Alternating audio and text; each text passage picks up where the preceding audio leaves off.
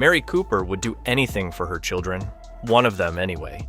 Missy Cooper once told a researcher at 9 years old that nobody in her family was on her team. Her mother was sitting behind a one-way mirror when she said it. Nothing changed. That's the Mary Cooper story, not the one the show sells you. The devoted Southern Baptist mother holding an impossible family together. The real one. The one where a woman poured everything she had into one child, let the others raise themselves, and called it faith. Because she wasn't always like this. And that's the part nobody talks about. Mary's faith wasn't a calling, it was a contract. During the birth of the twins, Missy nearly died, and Mary, terrified, probably not yet the woman she'd later claim to have always been, made a deal. God keeps my daughter alive and I change my entire life. That's it. Not grace, not revelation. A transaction. A desperate parent making a desperate promise in a hospital room. Missy lived. Mary held up her end, and here's the thing. In the early seasons of young Sheldon, that actually produces someone interesting. A Mary who takes in a pregnant Mandy McAllister when her own parents throw her out. A Mary who questions her pastor, who sits with her crises of faith instead of running from them. There's even a scene where Sheldon explains gravity to her, and she reconnects with the idea of a creator, not through fear, but through something that actually looks like wonder. That Mary had something real in her, complicated and imperfect, but real. But watch what happens the moment Sheldon enters the room. The same woman who can hold space for a stranger's pregnancy cannot hold space for her own daughter's heartbreak. There's an episode where Missy comes home devastated. First crush, first rejection, the kind of pain that feels enormous when you're 11 and has no name yet. She's been crying for hours. Sheldon barges into her room anyway, tone deaf as always, starts prodding her. Cornered, she rips his Professor Proton photo off the wall. Mary walks in, sees Sheldon upset, and immediately grounds Missy. Doesn't ask why her daughter has been crying. Doesn't ask what Sheldon said first. The photo is damaged, so Missy is the villain. End of discussion. And Missy screams something at her. You always take his side, and Mary denies it. But we saw it. Everyone saw it. That's not an isolated moment. That's the operating system. Two completely different justice systems running under the same roof. Sheldon openly mocks Mary's religion for 7 seasons, and she flies to California to sing him to sleep. Missy uses a swear word, and it's a biblical emergency. Sheldon's rudeness is a neurological quirk. Missy's pain is bad behavior. Mary can't control Sheldon. He's too smart, too rigid, too much. So she squeezes the one kid she can still dominate, and she squeezes hard. In Big Bang Theory, Mary describes her own daughter to a room full of people as dumb as soup. Her daughter, to strangers, while bragging about Sheldon in the same breath. That's not a throwaway line. That's the verdict she handed down and never revisited.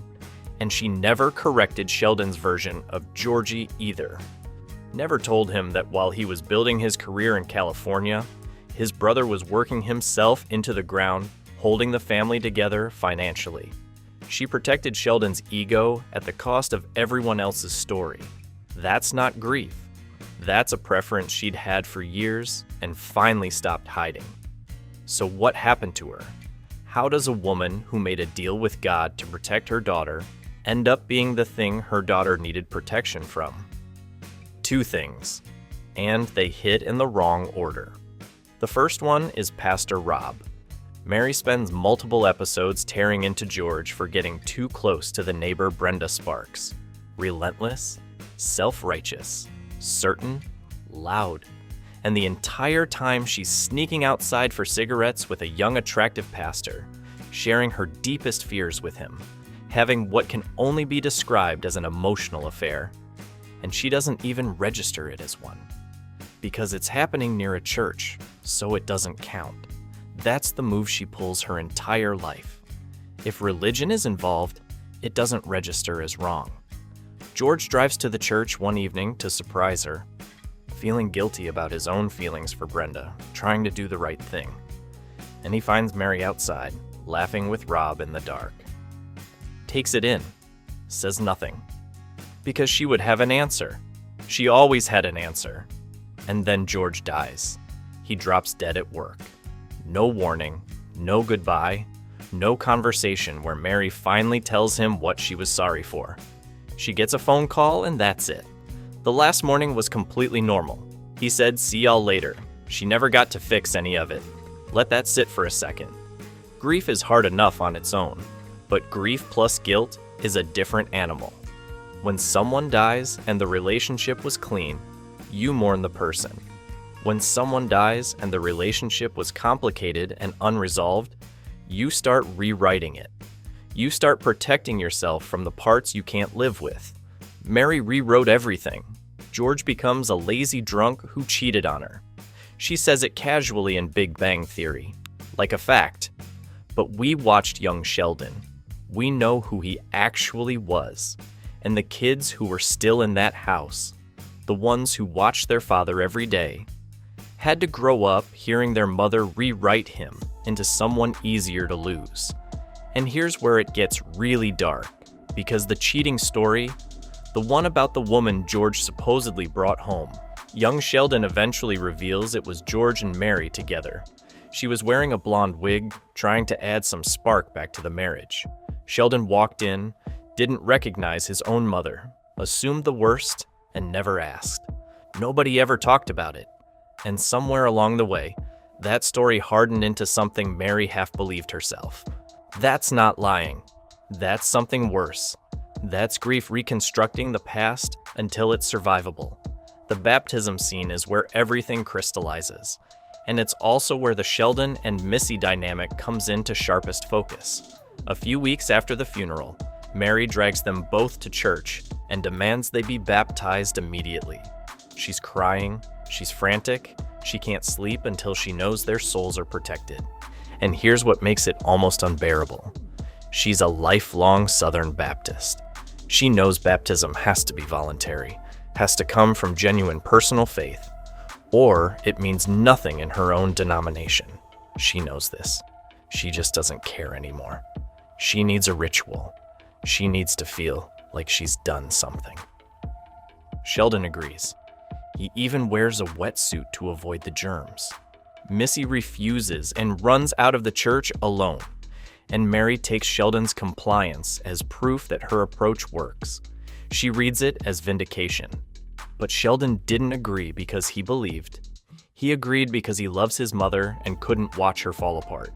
It was an act of pure compassion from a kid who isn't known for compassion, and Mary twisted it into confirmation that pressure produces results.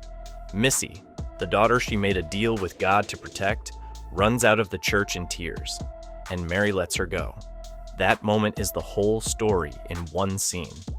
Sheldon gives her what she needs and gets pulled closer. Missy refuses and gets pushed further away. Neither of them did anything wrong. The system just kept running, and then everyone left. Meemaw moved in with Dale. Sheldon went to Caltech. Georgie built his own life. And Missy, the daughter who had already spent her entire childhood being looked through, was left alone in that house with a mother who by then had almost nothing left to give that wasn't wrapped in scripture.